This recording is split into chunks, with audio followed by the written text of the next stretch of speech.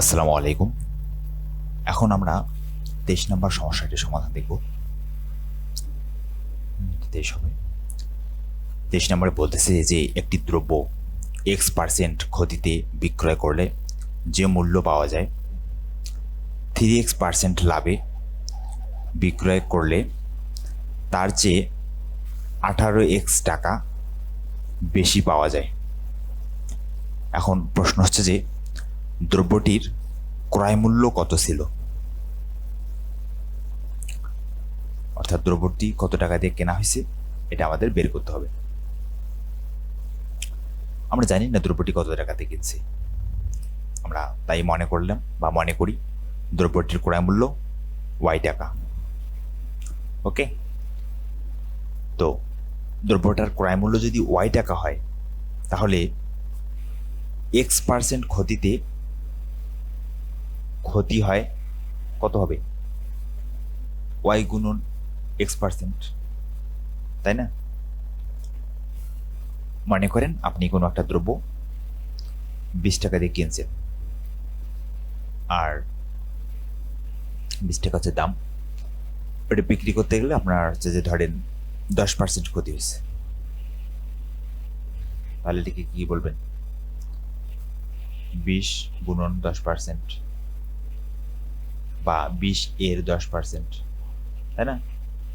তারপর এখান থেকে কি হবে, 20 এর মানে দুগুণ চিহ্ন, 10টা উপরে যাবে, এখানে পার্সেন্টেজ চিহ্ন ব্যবহার করা আছে, পার্সেন্টেজের কারণে নিচে কি আসবে, একটা 100 আসবে। তাহলে কি হলো, 20 গুণন 10/100, তাই না? তো ঠিক এটাই আমাদের এখানে হয়েছে যে অতএব X% ক্ষতিতে, যেহেতু পণ্যটা X% ক্ষতি হয়েছে বিক্রয় করায়, তাহলে X% ক্ষতিতে ক্ষতি হয় ওয়াই গুণন X%, যেহেতু আমরা ক্রয় মূল্য ওয়াই টাকা ধরলাম। তো এটাকে যদি আমরা একটু হিসাব নিকাশ করি তাহলে ওয়াই গুণন এখানে এক্স বাই কি হবে, 100 হবে পার্সেন্টেজের কারণে, তাহলে ওয়াই গুণন এক্স বাই 100 টাকা। তাহলে ওয়াই আর এক্স গুণগুলো আছে এক্স ওয়াই বাই আছে 100 টাকা, ঠিক আছে? ওকে, তার মানে কি দাঁড়াইলো, X% ক্ষতিতে দ্রব্যটার মানে মূল্য দাঁড়াইলো বা ক্ষতি হয় কত টাকা, x by y, sorry x into y by 100 টাকা। ওকে, তো এই টাকাটা যদি আমাদের ক্ষতি হয় X% ক্ষতিতে, তাহলে X% ক্ষতিতে বিক্রয় মূল্য কত, পণ্যটার ক্রয় মূল্য যদি আমাদের ওয়াই টাকা হয়, এখান থেকে যদি আমরা ক্ষতির পরিমাণ যদি বের করি এক্স ওয়াই বাই 100, তাহলে আমাদের ক্রয় মূল্য থেকে আমরা যদি এক্স ওয়াই বাই 100 বাদ দেই তাহলে কি থাকবে, অবশ্যই X% ক্ষতিতে বিক্রয় মূল্য যেটা সেটাই থাকবে, তাই না?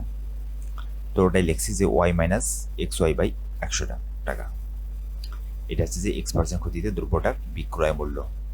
অনুরূপভাবে 3% লাভে লাভ হয়, তো 3% লাভে 3% যেহেতু আমাদের এখানে বলছে যে 3% লাভে বিক্রয় করলে তার 18x টাকা বেশি পাওয়া যায়, 3% লাভে 18x টাকা বেশি পাওয়া যায়। তো এই জন্য আমরা বললাম যে অতএব 3x% লাভে লাভ হয়, y% লাভ ক্ষতি, X% ক্ষতিতে যেমন ক্ষতি হয় y গুণন X%, ঠিক সেরকম 3x% লাভে তার লাভ হয় y ইন্টু 3x%, স্বাভাবিক হিসাব, তাই না?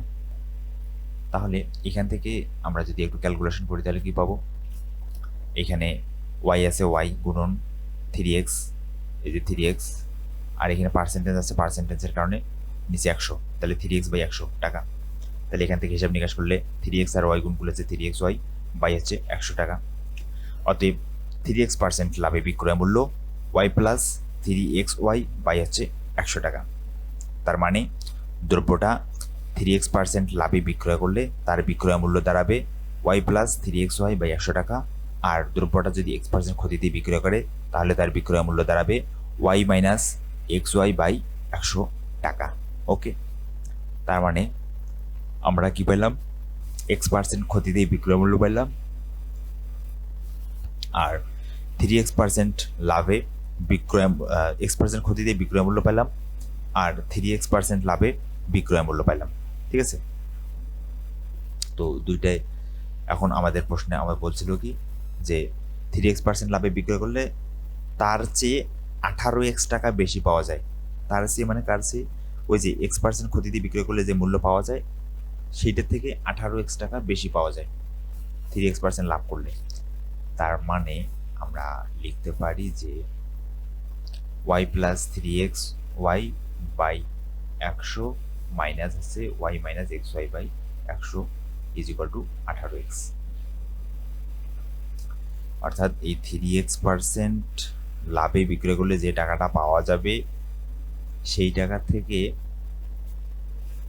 মানে x% ক্ষতিতে বিক্রয় করলে যে টাকাটা পাওয়া যাবে সেই টাকার থেকে 18x টাকা বেশি পাওয়া যাবে যদি 3x% লাভে বিক্রয় করা হয়। তাই জন্য আমরা কি করলাম, 3x% লাভে বিক্রয় মূল্য অর্থাৎ এই অংশটা থেকে আমরা কি করলাম, এই অংশটা মাইনাস করে দিলাম। ওকে, তাহলে y plus 3xy by 100 minus y minus 3xy by 100 is equal to 18x। ঠিক আছে, এখন এখান থেকে আমরা হিসাবপাতি করি। এখানে কি দেওয়া আছে, 18 plus 3xy by 100 minus y, এখানে এই মাইনাস আর এই মাইনাস আছে plus xy by 100 is equal to 18x। এখান থেকে দেখেন এখানে প্লাস ওয়াই এখানে মাইনাস ওয়াই কাটা, এখানে আছে 3xy বাই 100 আর এখানে আছে xy by 100 is equal to 18x। এখান থেকে নিচে দুইটাতে 100 আছে, তাহলে 100 কমন নিলে সরি লসাগু করলে এখানে কি থাকতেছে, এখানে থাকতেছে 3xy প্লাস xy। তো তিনটে xy আর একটা xy মিলে কটা, চারটে হয় না? তো ওটাই আমরা সরাসরি লিখছি যে 4xy বাই 100। ঠিক আছে, লসাগুর পার্টটা এখানে দেখানো হয়নি। Is equal to 18x। এখান থেকে আমরা সমান চিহ্নের, আচ্ছা অতগুলো না করি, এখানে একটা লাইন স্কিপ করে গেছি, তো এই লাইনটা লিখি যে 4xy ইজ ইকুয়াল টু কি দাঁড়াচ্ছে ধরেন তো, এখানে এদিকে আছে 18x আর এদিকে নিচে আছে 100, তাহলে 100টা এদিকে আসলে কি গুণ হবে, তাহলে 18x গুণন 100, তাই না? তাহলে xy ইজ ইকুয়াল টু কি দাঁড়াচ্ছে,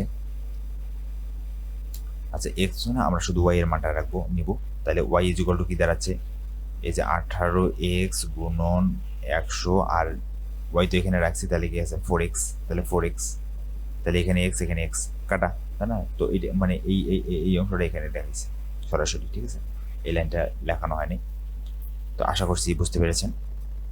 তো এখন এখানে 4x এখানে মানে x x কাটা, তাই না? তাহলে এখানে থাকছে 18 গুণন 100 বাই 4, 4 দ্বারা যদি 100কে ভাগ করেন তাহলে কত হয়, 4 25 100, আচ্ছা 25। আর এই 25 আর 18 গুণ করলে কত হয়, 25 18 গুণ করলে আছে 450, তার মানে y এর মান দাঁড়ালো 450। দ্রব্যটা আমরা কি ধরছিলাম দেখেন, বলছিলাম যে মনে করি দ্রব্যটির ক্রয় মূল্য y টাকা, তার মানে y এর মান কত পাইলাম 450, অতএব দ্রব্যটির ক্রয় মূল্য 450 টাকা, এটাই অ্যান্সার। ওকে, এই ছিল 23 নম্বর সমস্যাটির সমাধান। আশা করছি বুঝতে পেরেছেন। ধন্যবাদ সবাইকে, ভালো থাকবেন।